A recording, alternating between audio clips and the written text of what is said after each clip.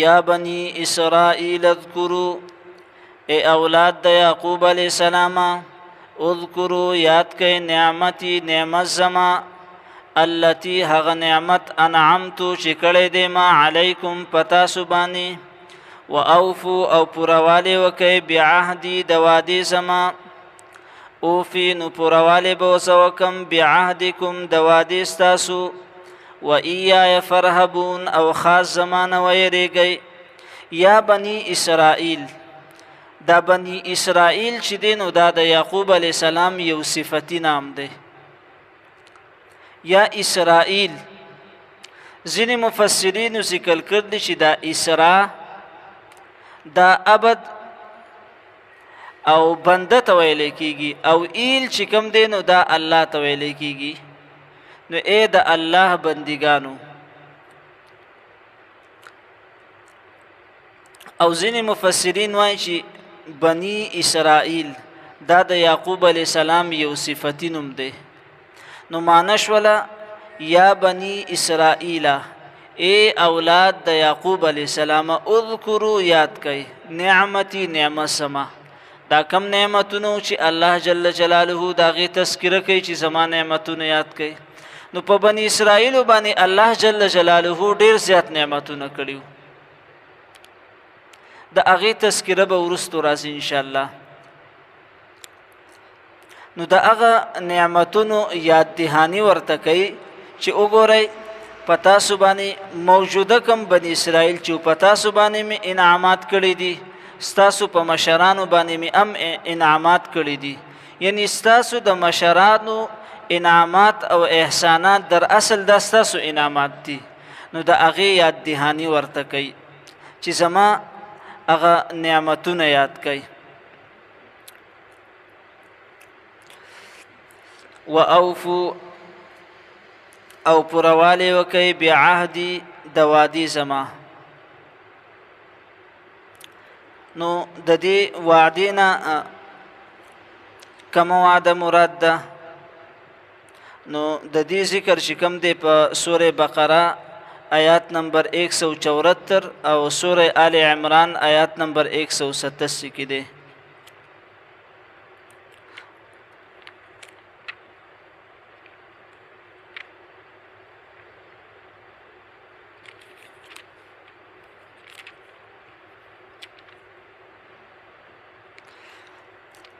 وَإِذْ أَخَذَ اللَّهُ مِيثَاقَ الَّذِينَ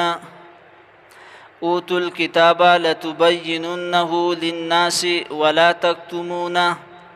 الله د بني اسرائیل د علماونو د بني اسرائیل نه د وعده غستی ولا تبيننه للناس ولا تكتمونه چې تاسو ته ما دا کم کتاب درکړی دی تورات نو د دې تورات بیان بکوي خلکو ته په دې کې چې کومې حق خبرې دي هغه به خلکو ته بیانوي ولا تکتمونه او دا پټوي نه یعنی په تورات کې د دې خبرې ذکر و چې آخري پیغمبر جناب محمد رسول الله صلی الله علیه وسلم به دنیا ته راځي د هغې به دا صفاتی نو تاسو به په دغه پیغمبر باندې ایمان راوړئ او د دې پیغمبر مرسته به کوئ خو لیکن دا پیغمبر چې کله مبعوث شو په دې پیغمبر کې تمام صفات موجودو دیو چې کم دی نو بیا هم د دې پیغمبر مخالفت وکړو نو د مخالفت وجه سوا د مخالفت وجه داوا دیو دا ویل کچری زمون دا تابعدار او زمون دا خلق د دې پیغمبر خبره اومني او دې پسې ورپسې شي نو د دیو نه چې مونږ ته کم مراعات میلاوېدل او کمی تحفه او تحایب به میلاوېدل نو هغه به ختم شي دویمه وجه دا وه چې په عوامو کې زمونږ ډېر زیات عزت دی نو د پیغمبر پر راتلو باندې به زمونږ هغه عزت ختم شي نو د خپل د لغونته کې فیدې د وجې نه چې کم دی نو دیو هغه حق بیان نکو او په پیغمبر باندې چې کم دی کفر وکړو د هغې مخالفت یې وکړو نو فرمای و اوفو او پوروالی وکئ بعهدی د وعدې زما اوفي نو پوروالی به وکم زه بعهدکم د وعدې ستاسو و ایای فرهبون او خاص زما نه ویریږئ و آمنو او ایمان راوړی بما په هغه څه باندې انزلتو چې ما نازل کړي دي، یعنی د دې نه مراد چې کوم دی نو هغه تورات دی او زبور دی. مصدقا تصدیق کوونکی دی لما د هغه څه معکم چې ستاسو سره دی، یا د دې نه انزلتو نه مراد چې کوم دی نو هغه قرآن مجید دی، یعنی دا قرآن مجید ما را لېږلی دی دا د هغه کتابونو تصدیق کوونکی دی کم چې د رسول الله صلی الله علیه وسلم نه مخکې نازل شوي دي، تورات دی، زبور دی، انجیل دی، یعنی په هغې کې چې څه نو دا قرآن مجید د هغې تصدیق کوي. ولا تکونو او مکیږئ اول کافرین به اول کفر کوونکي په دې باندې، یعنی بني اسرائیلو ته دا خطابو چې ګورئ تاسو پوهه خلک یئ، که مشرکین مکه کفر کوي نو هغه جاهلان دي، ناپوهه خلک دي، نو تاسو چې کوم دی اهل علم یئ او پوهیږئ په دې خبره باندې چې دا پیغمبر حق دی، د پیغمبر چې کوم دین او شریعت راول دی دا حق دی، نو باوجود د پوهې نه د ټولو نه اول تاسو په دې پیغمبر باندې کفر ولې کوئ؟ نو د دې خبرې نه منع کړه چې ولا تکونو اول کافر به، په دې پیغمبر باندې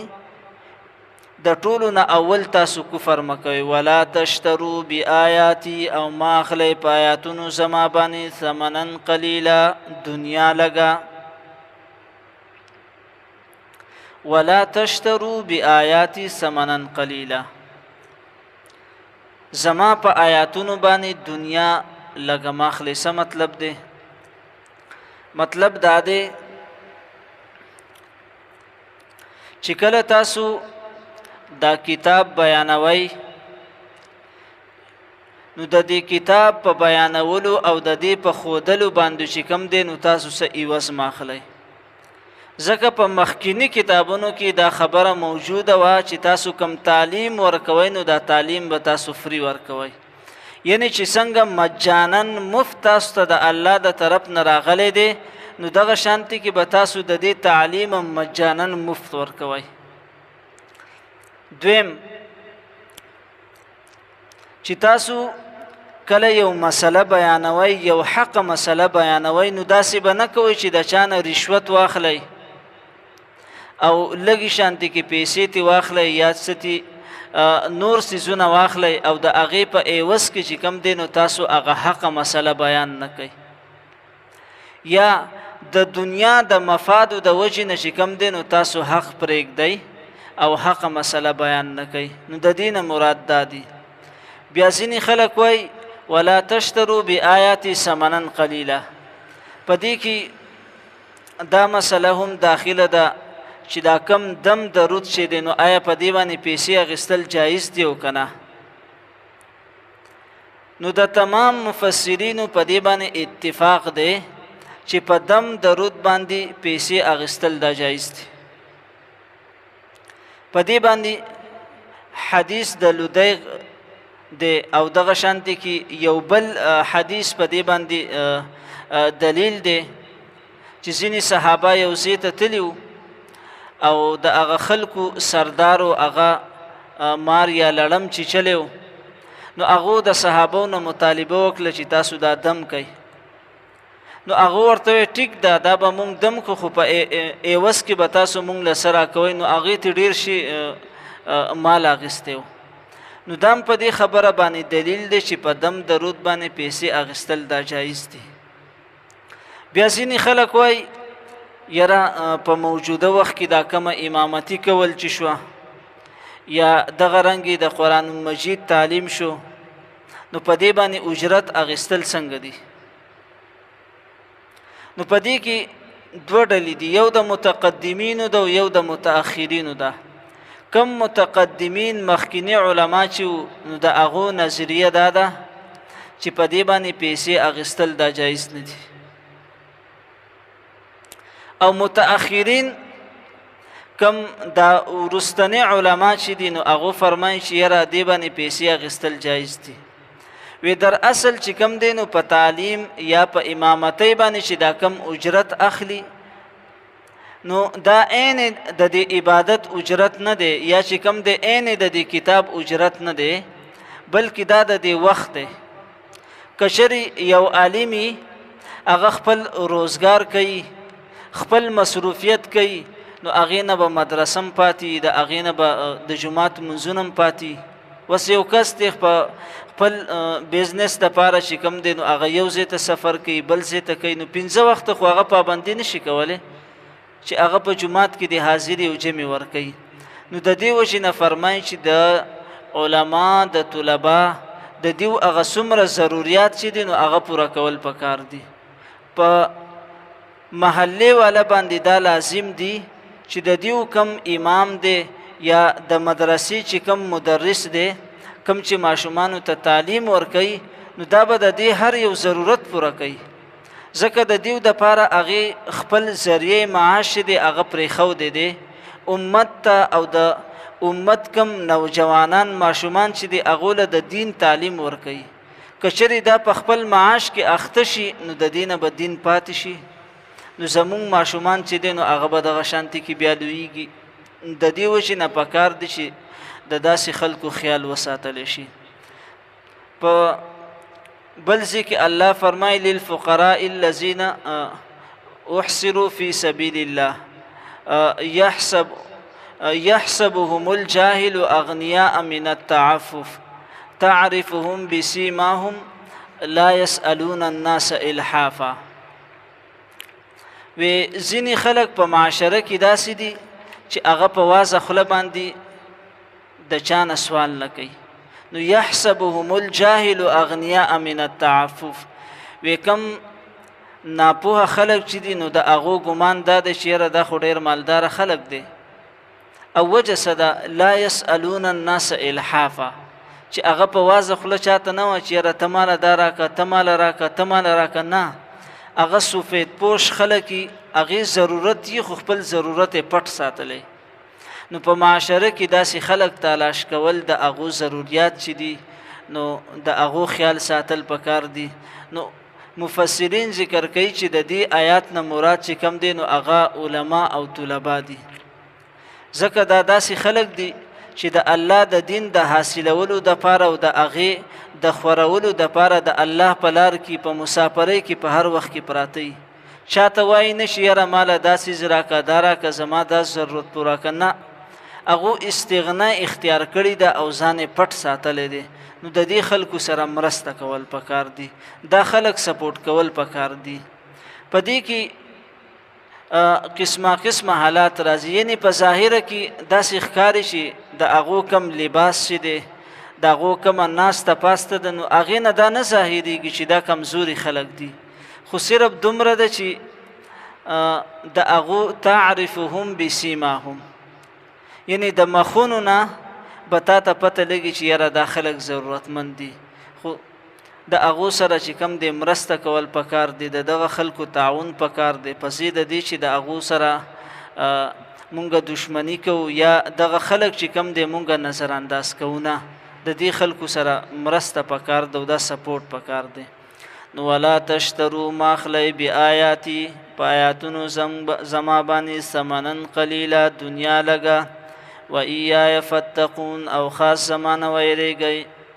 یا بنی اسرائیل ای اولاد د یعقوب علیہ السلام اذکروا یاد کئ نعمتی نعمت زما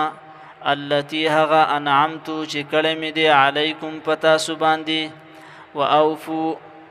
او پوروالی وکئ بعهدی د وعدې زما اوفي نو پوروالی به وکم زه بعهدکم د وعدې ستاسو و ایای فتقون و ایای فرهبون او خاص زمانه ویریږئ و آمنو او ایمان راوړئ بما په هغه څه باندې انزلتو چې نازل کړی مې دی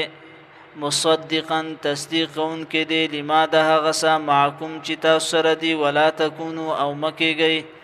اول کافر به اول کفر کوونکی په دې باندې ولا تشترو او ما اخلی بآیاتی په آیاتونو زما باندې ثمنن قلیلا دنیا لګه و ایای فتقون او خاص زمانه ویریږئ سبحان ربك رب العزة عما يصفون وسلام على المرسلين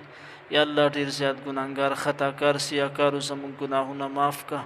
الہ العالمین زموږ په حال باندې رحم وکړه الہ العالمین د خپل کتاب په ښه انداز سره د بیان کولو او د زده کولو توفیق راله راکړه الہ العالمین دا کم قرآن مجید چې مونږ زده کوو په دې باندې عمل کولو توفیق راکړه ربنا تقبل منا إنك أنت السميع العليم وتب علينا إنك أنت التواب الرحيم آمين برحمتك يا رحمن